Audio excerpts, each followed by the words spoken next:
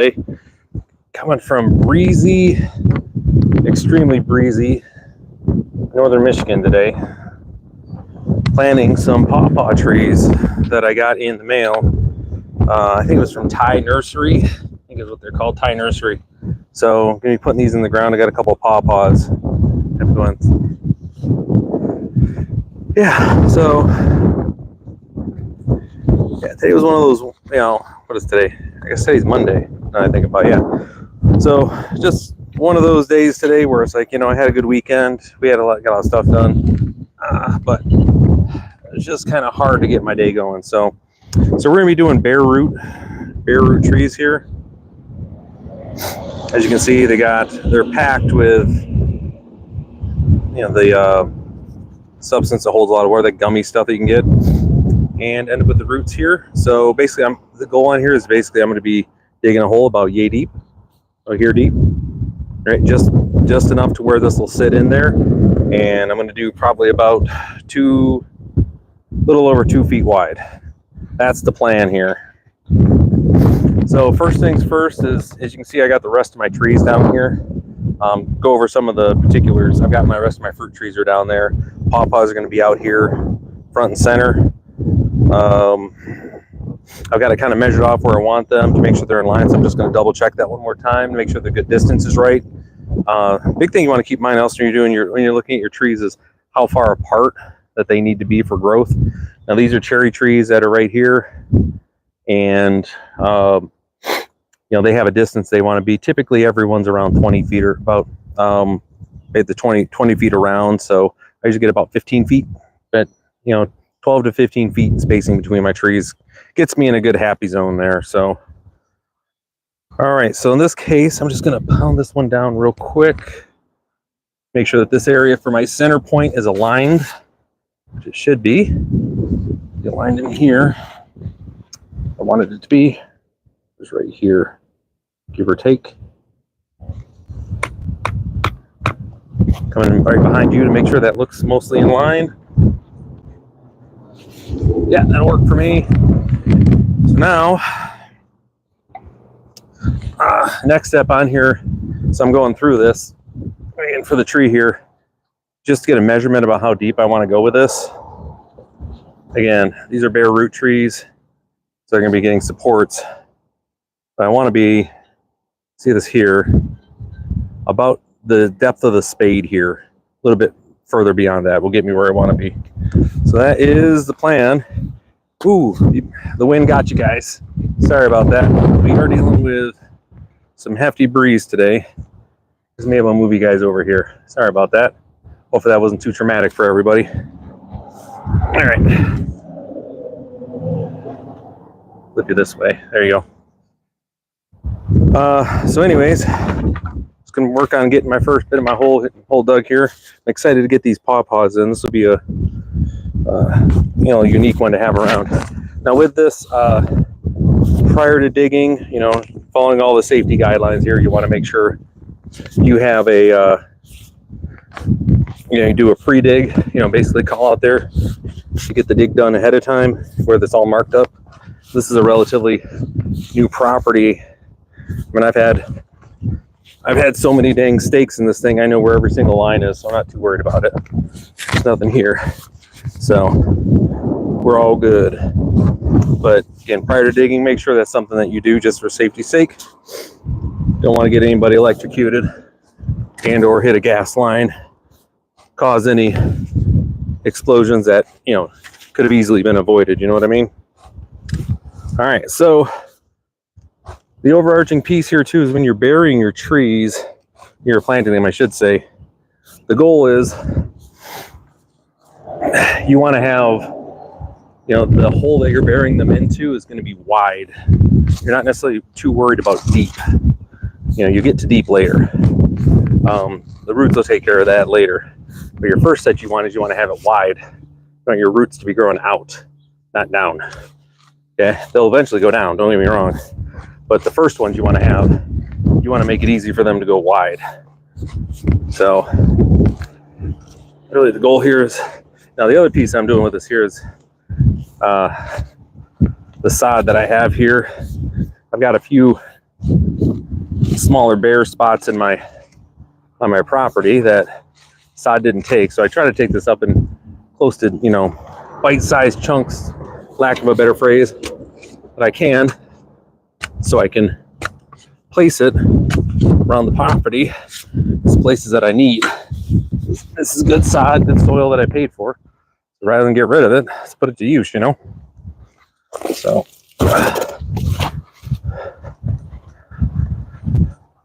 and you'll see where, you know, you can see the topsoil that I paid for and all the backfill underneath it, which would be the sand and whatnot. There's that. All right. Let's do this last bit here.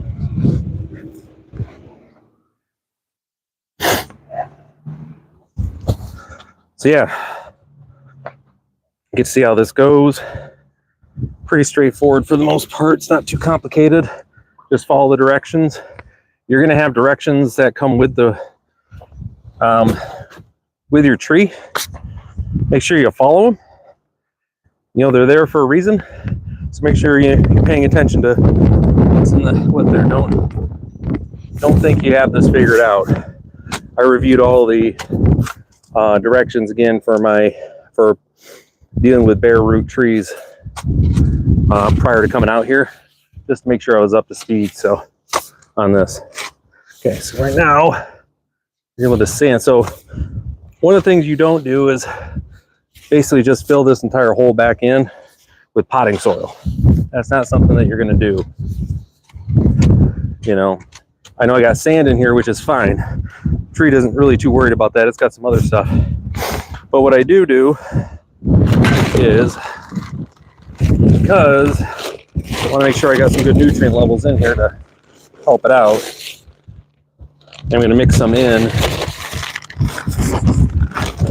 with the sand here. It's down there currently. Again, this is has to do with soil, moisture retention. That's the bigger piece with this sand. You know, it just wicks all the water away. So I want to have some potting mix in there, something in loamy that's going to help hold on to the moisture in the area where the tree's going to be at. So let me check my first one here. My first Paw Paw, again, for those that weren't on here earlier, is bare root, right? So they got this. That's how they come packed to you. So we're just going to get this in here, and again, the goal is to bury it right to this spot right here. Let me actually get it to right here. So basically this spot right here. All right. We're going to check that out, see how I look so far. All right.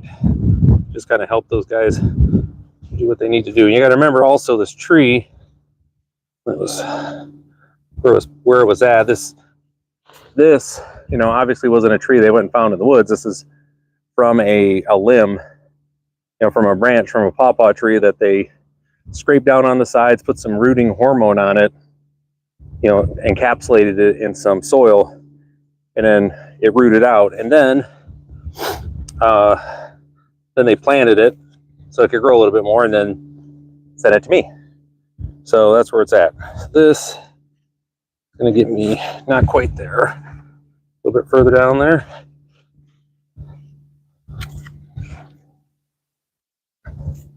That's going to be pretty good right there. Okay. It's not obviously not there yet, but I want to check, make sure my alignment is good. All right. That looks pretty darn good. All right. So as I mentioned before, you don't want to just do straight topsoil with this, or potting mix, which I'm not going to. But I am going to put potting mix in here so I can have a small amount in with my backfill, because my backfill here is all sand in this area. So I just want to be able to mix it in, and that's to help with moisture retention. You know, that's the big deal with that. Sand is, obviously doesn't hold on to much of anything, so this is going to be a straight pass through. So a little bit more potting mix, a little bit more, that in there. It also, the other thing with potting mix, your potting soil or potting mix, it does have a little bit of fertilizer in there. Not a lot, but you know, which isn't going to hurt anything. All right. This mix back in there. There we go. It's pretty darn good.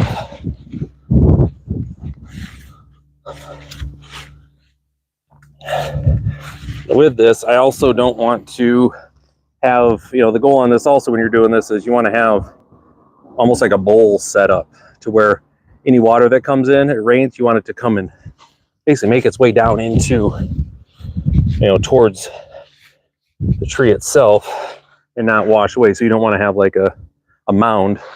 You want it set up like a bowl so it can get in there. All right, so there's that. I do have some of this older stuff here that I can break up. I have some of my older stuff here that didn't make it too well. I had to pull up in another area. I'll use this just as additional topsoil, just some brown matter, rather than having to go dig up some more somewhere, make more holes I got to take care of. So the top here, this whole thing is going to get covered in a second with, there we go. All right, cool. It's going to be nice right there. Getting it covered here after I hit it with the hose, because your next step on this is hydrating. You want to make sure you got the, now with this, they're going to tell you rightfully so to keep this thing watered and moist, not damp, you know, it's damp, not soaked for basically the first year. So you want to make sure you get a good chunk of water on this to start with. So we're going to make this almost obnoxious how much water I put on to start.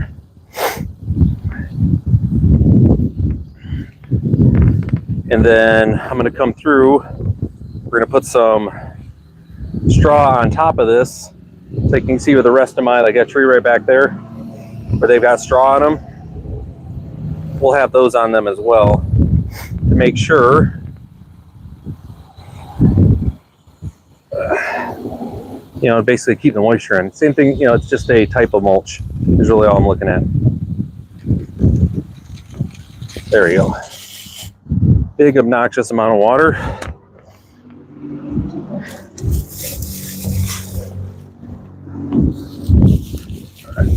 We're just gonna get some straw down.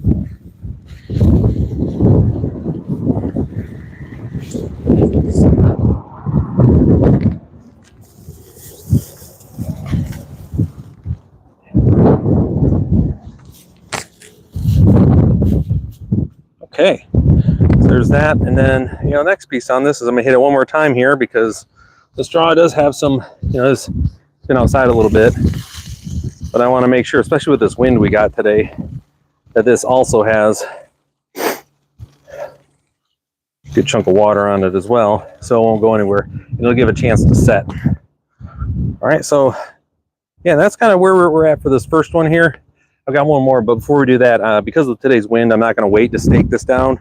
We're going to get this guy staked in right now. So with that, when you're staking, pretty straightforward process. A lot easier if you have a sledgehammer, by the way.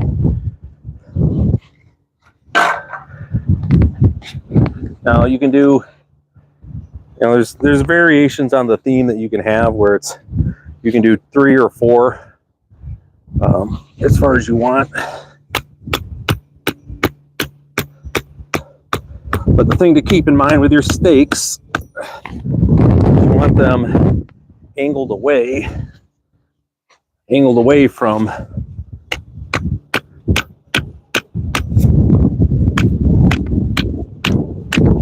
and you want them down for sure. There you go. And whoop. Sorry, I'm picking up today. We got another front coming through here in Michigan, so this is just that time of year, we're going to be getting this type of wind. Also, if you have people, don't be afraid to use two hands when you're swinging a sledge. Some people think that's just because it's a small, I think it's just because it's a small hammer sledge like this, you know, worry about anything else. You know, you should be one-handed. That's not the case.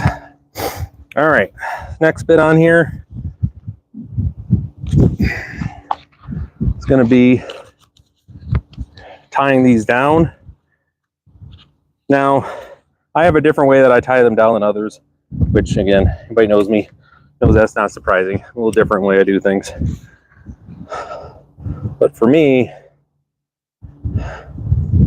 for a long time, I was worried about making sure that I had a, you know, had a knot in there down at the base here that wasn't going to loosen up. And I've since kind of moved away from that. What I do now is actually, I want the knot, basically, I come and check it every few days is what I do now.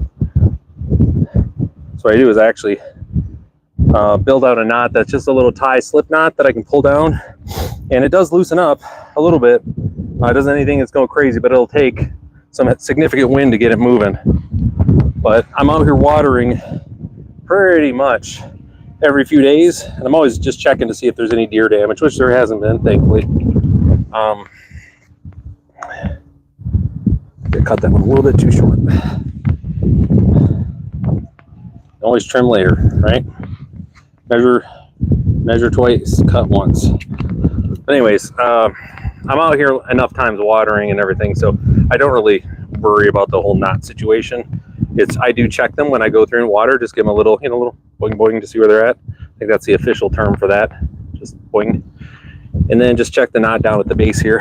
And so like today, when I was looking at them, I had I had 4 I had to adjust. Not the end of the world, right? Not the end of the world at all. And with this knot, the way I do this, because I've got, better not say it again, right? Put too much tension on this guy while we're starting off here.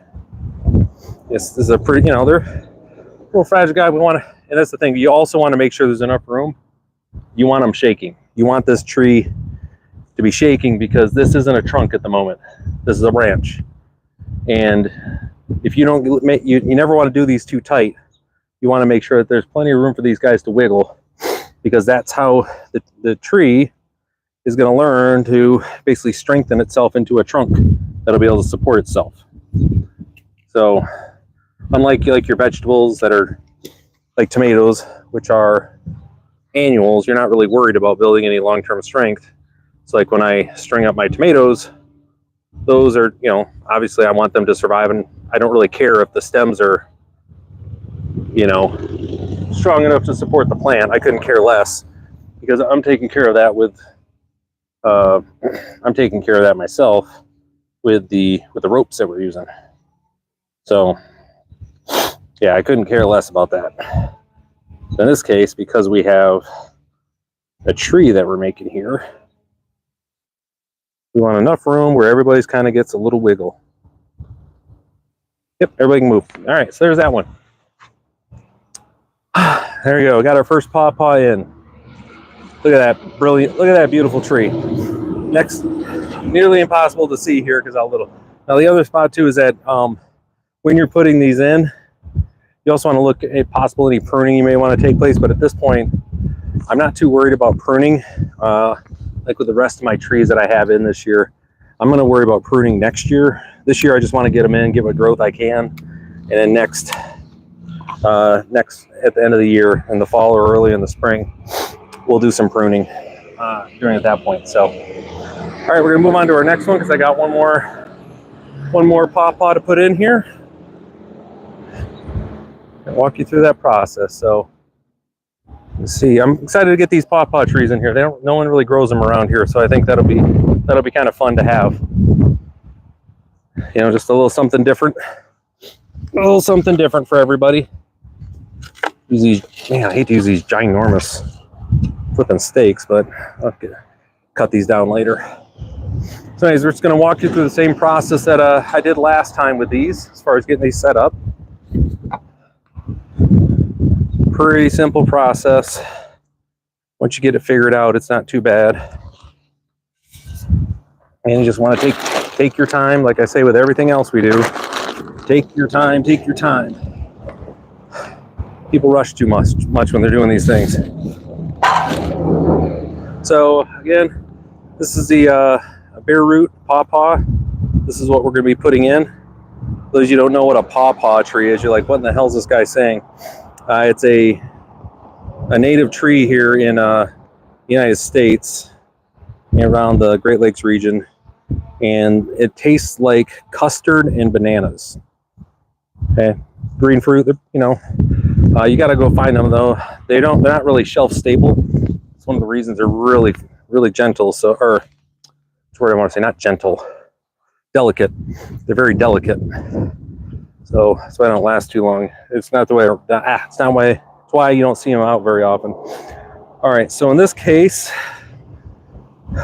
my very scientific measuring here is 11 of my feet. 2, 3, 4, 6, 7, 8, 10, 11. Over here, this spot right here. Let's see. And we're just going to real quick see how this looks measured up. Am I in line with everybody else? Yeah, it's pretty close. Pretty close. I think that's going to be a good spot. All right, so just walk everybody through this again. When you're dealing with planting your trees here, the goal is to get, and again, the goal is to have a wide hole, not a deep hole. Okay. And the way I do is I just measure out using this against the actual shovel itself.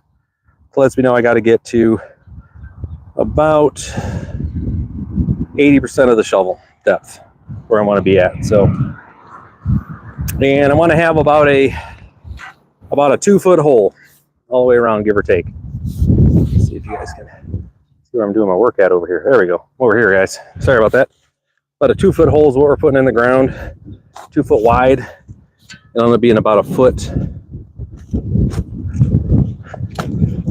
Be about a foot deep, give or take. And again, you want to have your hole be, you want to definitely have it wide. That's the important part. That's where that's where all you want are your roots going. Now with this first bit, all I'm doing here is measuring out the hole diameter. I'm not worried about, I'm not worried about going deep at this moment. Now the other thing, prior to doing this, of course, prior to digging, mentioned earlier, I'll continue to say, you want to make sure you call your, whatever it is, your 811 or whoever it is for your, that wind is kicking today, boy. Woo! You want to make sure you obviously call ahead and get flags put down in case, you want to be digging in anything you shouldn't be, right? So with that, this is a relatively new property, and I've had every single, come on now, you can stop anytime now, Win. I had every single utility here more times than not, so I know exactly where all my stuff is. So this isn't anything new. But if you don't know where, if you're not sure, best known practice: take time, make a call, get them to come put some flags down on your property, so you're not digging into any telephone wires, broadband.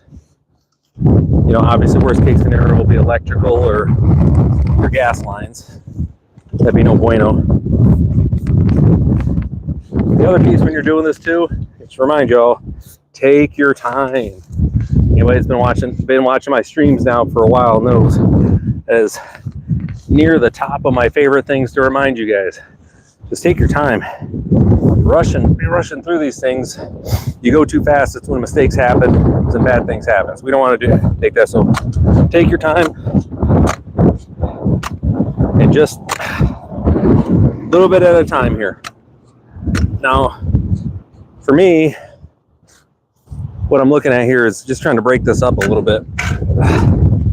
And you can see my property here, what I'm dealing with.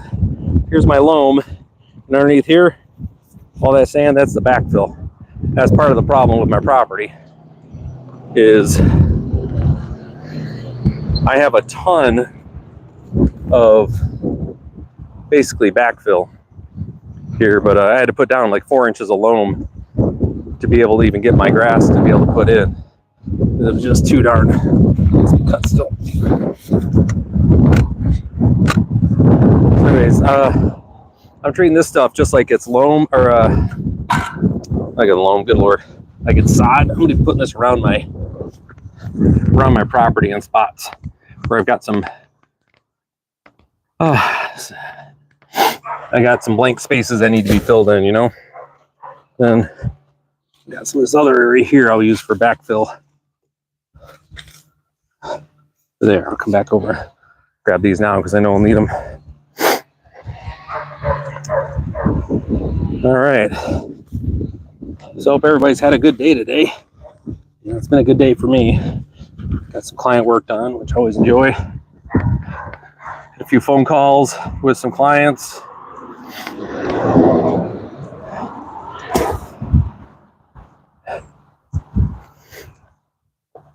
Coordinated a few things, you know, just trying to stay busy.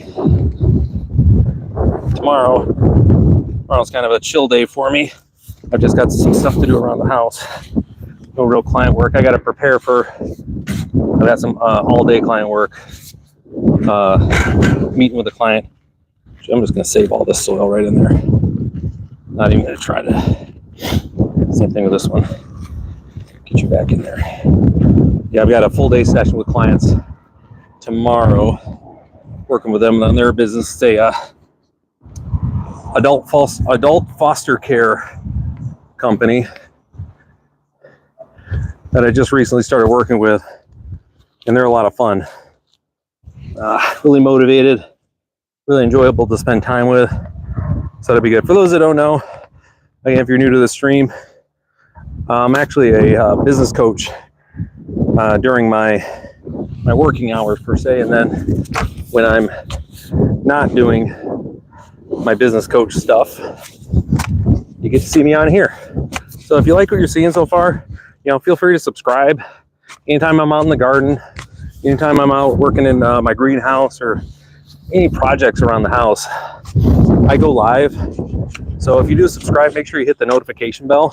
It's your easiest way to make sure that you're going to be, you know, stay in touch with me and catch my stuff when I'm going live here. So, all right. So next piece on here, I'm gonna bring this down here for you a little bit so you guys can see. Be working down here. It's gonna be next areas, because of all the backfill that I have, and it's all soil, basically sand. It's pretty yuck. I'm gonna be adding some topsoil back in here just to kind of mix up some potting soil. Now you never just want to use straight potting soil with your new trees like this. It's just not. It's not what they need. It's not gonna be the right mix. It's not gonna be right anything for your trees there. However, because I got sand and I need help with moisture, you know, retain the moisture around the roots and everything. Hey, pretty. What's up? You like my little stick? Well, I'll mute it. So, take care.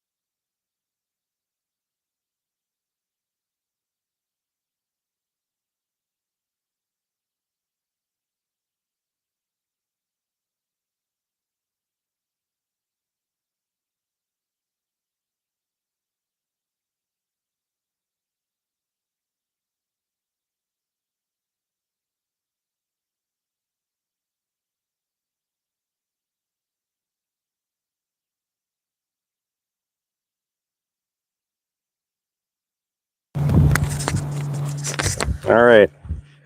All right, so anyways, back at it here. Sorry, had to commune with the missus there about our process. So anyways, these are the bare root paw paws that I ordered in here, and you can see they're pretty good. But at the end of the day, just remember on these are branches that they added rooting hormone to.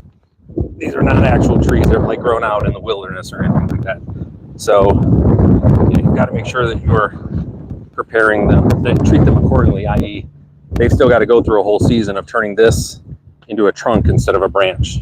So there's a little bit that has to be done with that.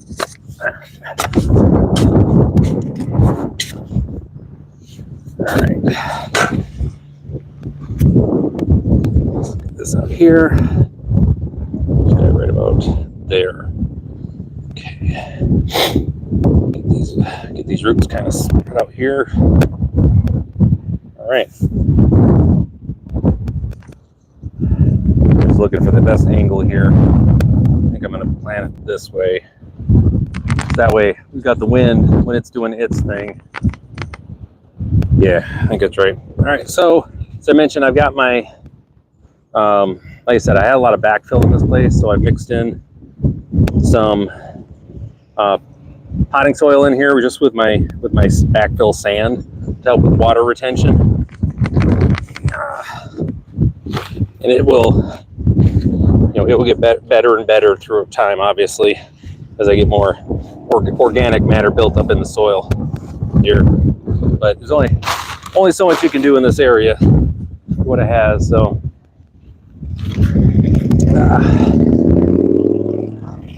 it's that time of day also where I got everybody is everyone's making their way out of work too.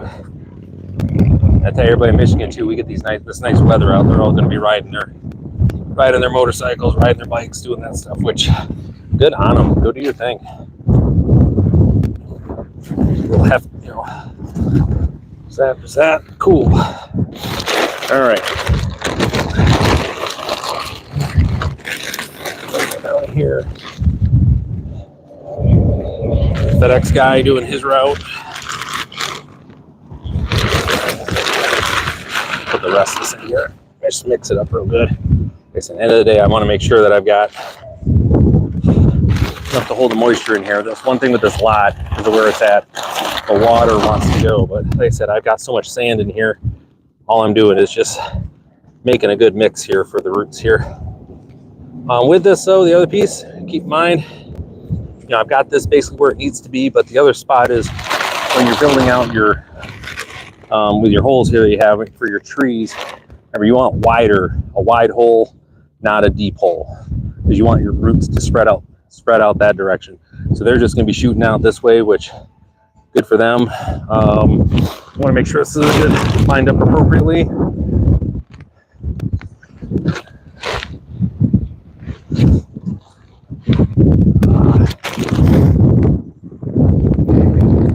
I think I actually need to bring this guy back out again. I moved him too far over this way. It's got to come this.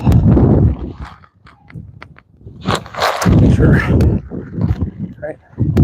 Yeah, it's got to come over to. It's got to come over this way a little bit. And again, this is just more for aesthetics than anything. The hole's good. It was filled in correctly. Just I want to make sure that this guy is in the right spot here. Who's in here? With roots. These roots are set up in a good way. That's aimed the correct way. Make sure they're up. Get a good press. Go back down again. Cool.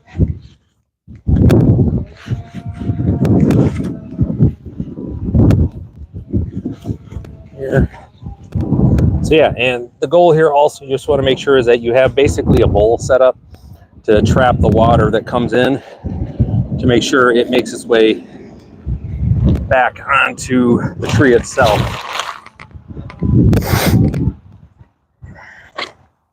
So the last thing you want to do is have a setup where you're Guys, you got the FedEx dude coming by. He's, I think I may be like one of his favorite stops because he's always stops and chats with me about what I got going on the property. So, but anyways, you want to make sure that you've got this set up in a way that the water will funnel its way back down towards the tree. You don't want to have a mound built up funneling water away from the tree. Okay, think bowl, not mound. All right, I'm gonna go throw this out real quick and then add some water.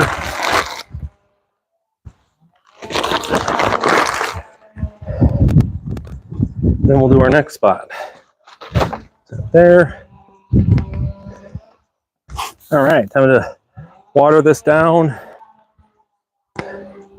which is great. We're doing pretty good here. Where's that at? There's what I want. Nice, easy little stream here. And you want to put the phrase and the terminology I use when I'm talking folks through this is you want to use an obnoxious amount of water for your first one. Reason being that will help take care of any air pockets that you might have that are filled that they're going to be showing up.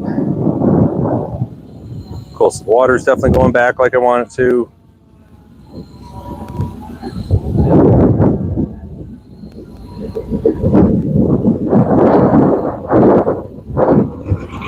I love my neighbors.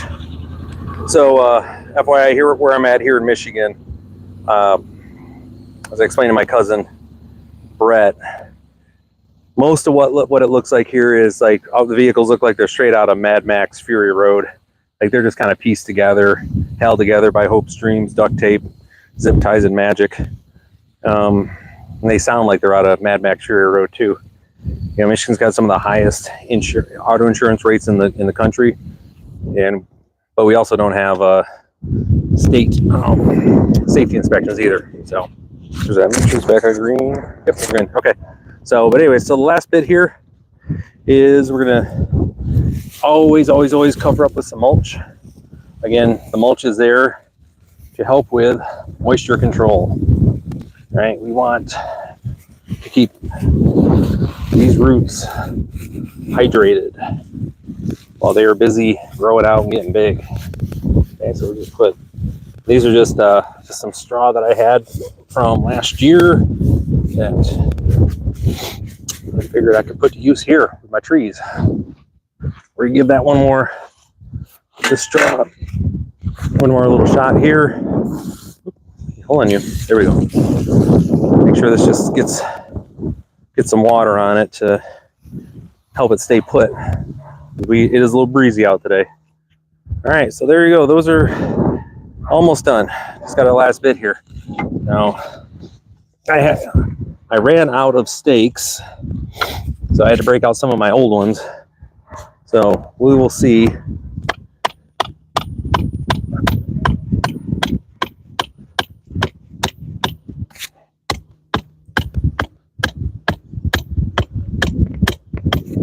That one's not going anywhere. We'll just see if these actually hold up or not. Money is I'm going to have at least one of these break on me. So if I was a betting man to see this one, I'm getting ready to hit it right now. So place your bets.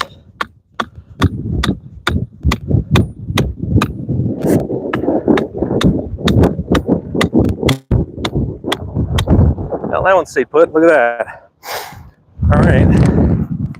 Then this would be why you stake your trees. You get windy days like this where, well, like I said, and as a reminder, your tree here, like in this case, these bare root ones, this isn't a tree yet. This is a branch that they got to kick off some roots. So this isn't a trunk. It doesn't have the strength to be able to hold itself up. So that's why you got to help it out along with the, and give it a chance to get its root system in place.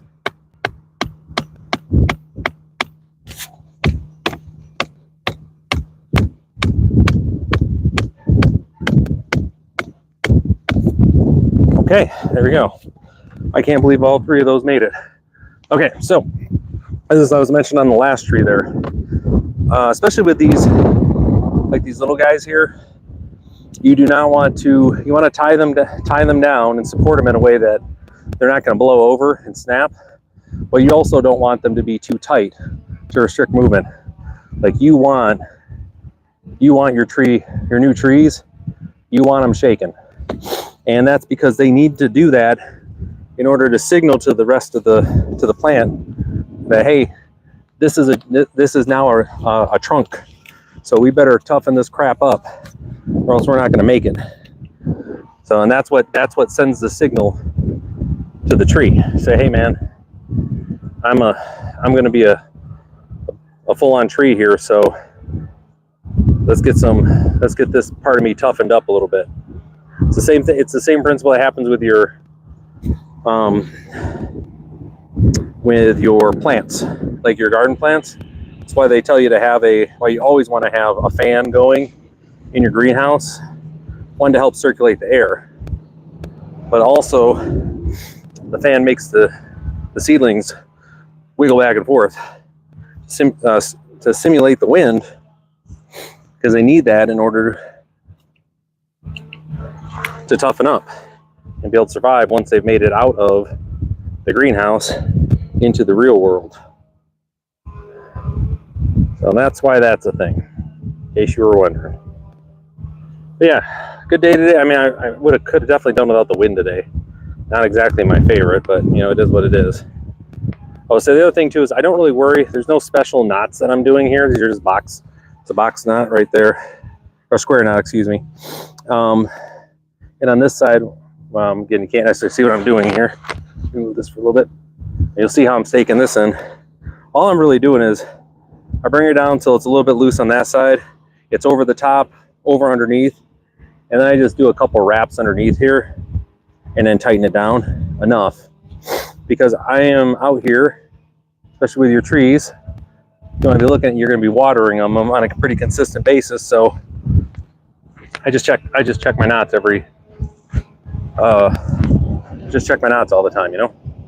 That's just really what I'm doing. Oh, thanks for the hearts. I appreciate that. Thank you. So, all right. All right, so next bit here is, just got my last little one here. And then after this, we're going to go into the greenhouse. Where'd that go? How did I lose that end? I wonder with my knot here. That's weird. Okay. I don't know how that happened, but that's something new. Anyways, after this, we're gonna head in the greenhouse. I've got some work to do there, just a little bit. I got some zucchini transplanted. They're at the point where they're starting to get upset with me because of how much they've outgrown their little pods that they're in. I got a whole bunch. No, you're fine. Yeah, I've got the 4 on the end there are Macintosh and Fuji apple. Oh, okay. Then I've got trying to think here. Those are my pear. Yeah, because then I've got some Bartlett pear. Yeah. I've got some peach trees. Yeah. These are cherry trees. There's Rainier, and these 2 are Paw Paws. That's awesome. Yeah. So. Paw Paws. My wife's gonna love that. Oh yeah, I'll be willing to share in about 5 years. I know, they're great. We'll see you. And sorry about that. And one of my neighbors was asking him, as you could hear, was asking about the orchard. So yeah, I love my little community. They're they're good folks. I'm on the school board as well as the the village council. So we are, I'm pretty much one-stop shopping for folks when they have an issue going on. They start with me, it appears, and then they find the rest of the folks. So, all right, so there we go. And you see I got enough here. They're going to wiggle, do their little thing, but it's, not going to be blowing over. Oh, fruit trees. Yep, absolutely. Yeah, so I've got, show you here, we got a few fruit trees here. Yeah, there, whoa, woo-wee. We're dealing with wind today, folks. 1 second. Yeah, so I got all sorts of fruit trees here. Take you on a little tour here. What I got before I head into the greenhouse to work on stuff. So the fruit trees that I'm doing here, we just did today, are Paw Paw trees. I don't know if you know where Paw Paw is. Let me fix my hat there. But we got Paw Paws. It's definitely a good fruit that if you're in North America you should know about, but a lot of folks don't. All right, so a little tour here. I got the 2 Paw Paws. We just put those in. Those are those 2 little sticks that are sticking out there. And then I got here. Got these. They've been in for a few weeks now. I got some Rainier cherries. Right, these guys are fruiting up really, or getting their leaves really nice. I got same thing here. This is another Rainier cherry tree. Come over here because this one's all purdied up. I've got 2 of these. These are Alberta peaches. So yeah, I know that's why I got those cherries. I may end up. I've got room for a couple more. I'm just debating about. I may wait till next year to see how these 2 do in this area, and then. But yeah, I'm definitely gonna get some more cherry trees. And so I got those peach trees. Then on this spot here, I got some Bartlett pears. I got 2 of those on either side. Just check this out.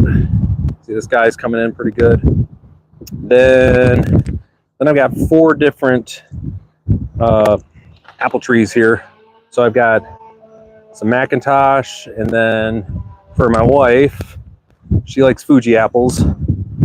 I got a couple Fuji apple trees as well too. So when you run down the line here on the property, I got my little orchard set up here. It'd be kind of nice here in about usually take for these, it's going to take me probably 5 years would be my guess for the apple trees, because they're already 5 years. I mean, because of the way they scale, about 5 years for those. Probably 5 years for the pear trees. I'd expect to get at least a few cherries this year, and I'm not going to same thing. The pears going to be what they are, and I wouldn't doubt it. I maybe get 1 or 2 of the peaches, just because how much they're flowering already.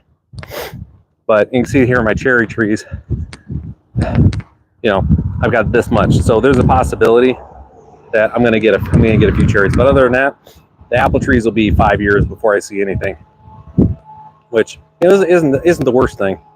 I have to wait 5 years. I got patience, but we'll see how the cherry trees do. If they grow like I expect them to, I'm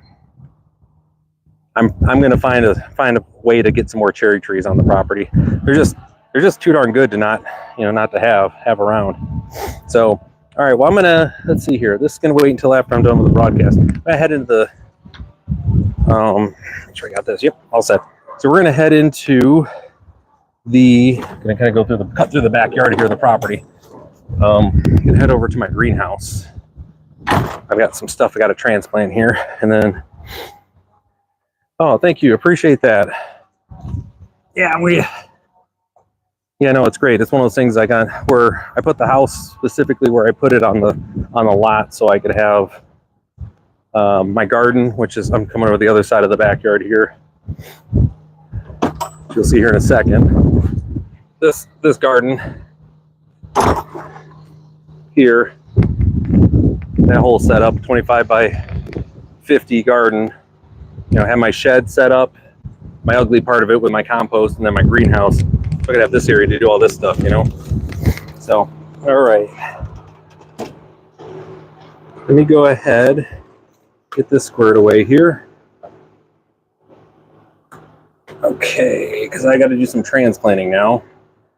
Sorry about the noise. We're going to turn this fan off. As I mentioned earlier, it's one of the reasons you always have a fan going in your greenhouse. Because they need to have something basically simulating the wind to keep everybody going. So it is 84 degrees in the greenhouse right now. Sun has been behind the clouds for a little bit here the last little while, so the temperature's gone down some, which is okay. All right, so next on the list here, got to do some transplanting.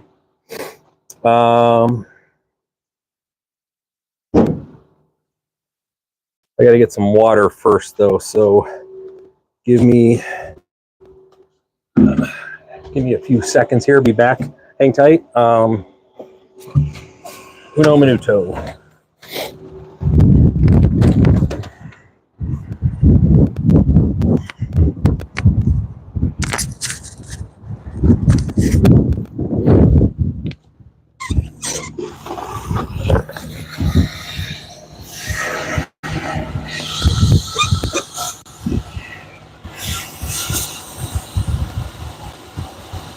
Hopefully the wind isn't bothering you guys too much right now. I say I'm just filling up my my watering can here.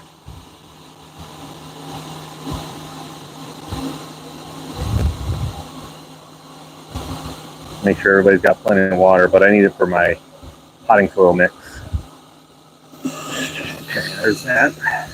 That'll be enough to get me through.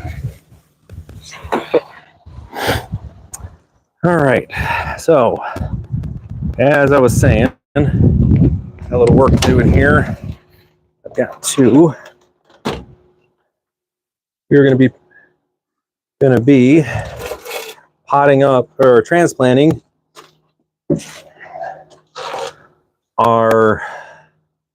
I've got some yellow squash here, and I got some zucchini that have way outgrown their pods that they're currently in. So we've got to get them into give them some room to breathe. They're not, or basically get the roots out and everything. They're really not happy with me right now, like at all. If they could, they'd probably fight me, to be honest. And we're going to move them directly into, I got 1, 2, 3, 4. So we'll start with the zucchinis here. Start with my zucchinis and put them just into these pots that I have here. Right? Yeah. And these are just some leftover pots that I had from last year when I was putting in my shrubs in the front. And these are from what are they from? Emerald Cushion Blue Creeping Phlox is what they're called. They're really, they're out this year. They're so pretty. This is their the second full year that we have here. This guy is not in a good space. So we need another one here. They're really pretty. Like the whole front of my yard front part of my yard is just gorgeous right now with those. Ooh, I don't want to do this one. Try to keep everybody in the same style of pot here for this, so that way I can, if I make any mistakes. So that's the other thing too, guys. For me, when I'm doing this, I'm trying to make sure that I follow the exact same thing every step, the same way every time. I've got my process for the way I do these things. So that way, if anything goes wrong when I'm doing my transplanting or I'm starting my seeds or anything, I go back to my process and I check and I see where things went sideways. And then I adjust that little bit, because, gardening is a science. Gardening's an art. There's definitely a science to it. And it's the best way to be able to learn from these things is have a process you follow every time. And then if things go sideways, which they do, and then you can do everything right, and your plants are still going to die sometimes. It just happens. There's something you didn't think of or you missed, which ended up, causing a problem here. So what I'm going to do here for y'all, and I can say, I know I'm in Michigan, but I can say y'all, I lived in Texas for 6 years, Wichita Falls and Abilene, Texas. I did my time in Texas. We are going to pot these plants up, or get these guys ready to transplant. So with that, part of my process that I do all the time, and you guys watch the stream before, you know this, is we always pre-moisten any sort of potting mix or seed starting mix we use. We always get it wet first. That just makes everything easier.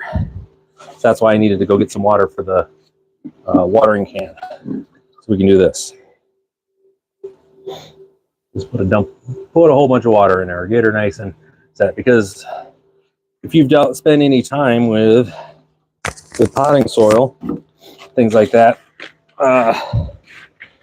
it doesn't really like to soak up water when you put it on at the beginning. So what you do is, rather than trying to force it and dump all that, that metric ton of water on there, and waiting for it to soak in, just dump it in your potting soil or your seed mix ahead of time. Mix it in by hand. I mean, unless you're afraid of dirt, and then you're probably in the wrong business. I'm just saying. But anyways, you do that first, and then you end up being able to do this. Now I've already got this stuff basically ready to go. Give it a little tamp down to make sure it's good. Okay, there's that. Now let's go and retrieve these guys. Come here. Let's go for a little walk, guys. Let's go meet our friends over here. So I have got these are ready for transplant. I've got zucchini over here. These two, so I got 1, 2, 3, 4, 5, 6. I'm only going to transplant 4 of them. And then I've got yellow squash over here. That the summer squash, the pre-water exactly. All I mean, could I say it is the. You know, when I've watched people try to figure out, they're like, man, I hate dealing with this, trying to get all this stuff to go, and I'm like, dude, water your stuff ahead of time. It's not that hard, but you'll see. Oops, sorry, they're definitely ready to go. They've got their tap roots are down, and so they are not happy with me. They're like, Ryan, please give us some more space, man. We need a little bit more room to do our thing. So I am here to oblige best that I can. So they've been pushed out. Okay. So there we go. And I just show you. So there's the root structure on them. They pretty much have gotten their area there. Gave them a little trim at the bottom whenever you take them out. That just happens because they don't want to give up their little spot. So then we're just going to get in here, give it a good press down on either side. And I also do my transplanting towards the end of the day, like it's evening, like, you know, it's evening, it's late afternoon here, because there's one thing that your transplants need more than anything. And that is once they're transplanted, they want shade. They want to be able to chill. Okay, so that's super important. All right, so we got these guys in here. It's got my first one. And we're just going to place them right down here next to my, actually, we're going to put them over here. I'm going to do that spot there. So there's my first one. Now, I'm going to let these go for a little bit.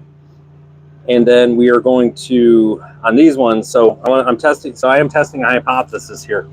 So these are my cucumbers that I started. And I wanted to test, and it seems a silly test, but I want to be able to put my, sunflower stalks that are dried out here on the inside. For those tomorrow, I'm going to put them on the outside and just see what that does for support wise. If there's any difference. I don't think there's going to be any difference, but this is kind of the dual phase testing I'm doing here. And not like it's all that exciting, mind you. I know that it's like, man, we're really worrying about where you're going to put sticks inside your pots here, but I am curious if that's going to make any difference or not. I don't think it will, but it's also because of how much water is going to be in direct contact with those sunflower stalks. I'm worried about like how they're going to hold up. Yeah, yay science, exactly. But I want to see how they're going to hold up over the course of a couple months being in direct contact with all that water and other stuff. If it starts to degrade it too quickly versus being on the outside where it can dry off consistently. That's kind of where my test is at right now. We'll see what happens, you know what I mean? So, all right. Next one here, a little pinch, a little push, and there's that. Okay, this is my next zucchini. Yeah, that's what it is. It might get mushy, and that's what I'm wondering. So, but I've done something like that in the past, like that. Can you guys hear my friend's mower behind me? I'm not sure if it's coming through or not, because it sure as hell is loud in my greenhouse right now. But which I can't be too upset. It's fine, okay. Yeah, I can't be really upset with her because Lord knows I mean I was running my stuff earlier this weekend. I tried to wait till later in the day. But anyways, I've done that in the past and it's been okay, but I was just more worried about it than wanted to see. All right, so there's my next one. You can see that We're already got my first true leaf is coming out. Second one. Who's got that one? All right, got a couple more here. Yeah, so what was it? Where are you at exactly? Yeah, where are you at? Are you in the States? You in Canada? Just curious. That's right, you're in Georgia. That's right. That's right. That's right. I think you heard you mention that before. That's right. Look at that. So you never cease to amaze me what you find in some of the potting soil mixes. Look at this. Got some clay in there. Of all the things they found to mix in there, got a big old chunk of clay. We'll leave that in there just for fun. It'll, considering like 3/4 of my soil I have up here is clay. So, all right, so on to my next one here. Yeah, I tell you, I was really surprised how quickly these germinated too. I think these germinated in, I mean, they were under 5 days. These guys were popping out. So my next one here, see you have the root structure in there, doing pretty good. June there. Yeah, I mean, these guys were screaming within the first few days, like, hey man, you probably should have put us in a larger one, which I wasn't going to. I wasn't even sure if these seeds were viable yet or not. Got that one. Yeah, no, I think I've been pretty happy. And I tell you, these last, like this morning, I had to have my heater going. It was 28 degrees outside, and I had set up my heater. It kicks on at 40 degrees in here. So when I got up this morning, just took a look at the thermometer. I've got two different thermometers or gauges out here. They were both sitting at about 38 degrees. I was really thankful because it was definitely cold out here. All my peas and everything, the stuff that I have outside, the peas, the lettuce, the brassicas, they don't care. I mean, they're good down to like 24 degrees. They couldn't care less. But any of these guys would all wimped out on me. So, all right, so let's get this last one before this one here. This one here? Which one do you want? I think I'll do this one here. Yeah. We'll see how this goes. Fingers crossed. Did I get them? There we go. Always one of those stressful things. I'm always worried about breaking these guys off. I know I'm worrying too much, but it is what it is. All right, let's get this last little bit here. Oh, and I don't know if you guys saw the short that I had out. Like I said, on Friday, I was out mushroom hunting, and basically got me some morels. I just put a short out yesterday evening about basically how I cooked them up in Brussels sprouts and everything. So, all right, so those 4 are done, and I think, looking at this, I'm going to hold off. I was going to do my yellow squash, but I think they still need a few more days before I move them. That'll give me a chance also to see how well these other 2 zucchinis do over the long run here in these smaller pods, just to see. And it'll also give me some backups for these other cats here too. All right, good stuff. Yeah, I definitely want to get those zucchinis out, man. They were those ones. Sorry, those 4 there were screaming underneath there, like, we are out of space. Let's go. Okay, so there's that. So yeah, I sent tomorrow. All I got is a few emails and phone calls with clients. Nothing crazy. Yeah, there's a lot of to be honest, what I would recommend is you can reach out, and I would look on Facebook for Georgia mushroom hunters. I guarantee you've got a group out there, and what they do is, they sponsor, but they also they sponsor, they host, and they provide information right on those pages too. I mean, I grew up with my grandma and everything. We were, as far as doing mushrooms, not doing mushrooms, hunting mushrooms.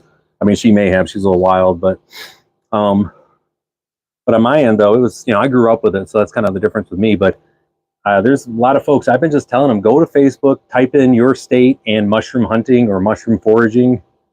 And yeah, I know you don't be surprised that you have folks that are in your area or around that are doing hunts right around you that are more than happy to bring you out with them and kind of show you the ropes. Or they tend to do every multiple times a year they'll host conferences, basically day-long training or a half a day training where you go in, pay a little bit, $35-40 for that person's time, come in, they're going to show you the different mushrooms. Then they actually take you out. They do that here in Michigan a couple times a year where you go, you pay, and they're right by near an area where they know they're going to have a lot of mushrooms at. You go through the course, you learn, and then they come and they walk you through. And yeah, and they're going to show you where show you how to find turkey tail, show you how to, know the difference between a real morel and a false morel. All your oysters. We got so many oysters up here too. So, but anyways, that's how you go do it. I definitely take a look at it. It's worth the time and energy if you can get out to do it. Especially worst case scenario, you go out and like saying, I was skunked 3 out of 4 days. I've been out looking for mushrooms, but that's 3 days I was out in the woods just kind of walking and enjoying nature. So that isn't really a loss. You know what I mean? So, all right, well, with that, I'm going to take off. I got to get in the house here. I've got some stuff I got to do in the house here. So with that, for everybody who's been watching, thanks for hopping on the stream. It's been great having you. If you haven't been on the stream before and are interested, please go ahead and hit subscribe. Make sure you hit the notification bell. That'll let you know when I go live, because I go live pretty much every day-ish, depending on my client workload. And I'll be out here doing stuff in the greenhouse or out in the yard or doing other projects around the house. So y'all take care and find a way to get your hands in some dirt, get some stuff in the ground. You'll enjoy it. We'll see you. Take care.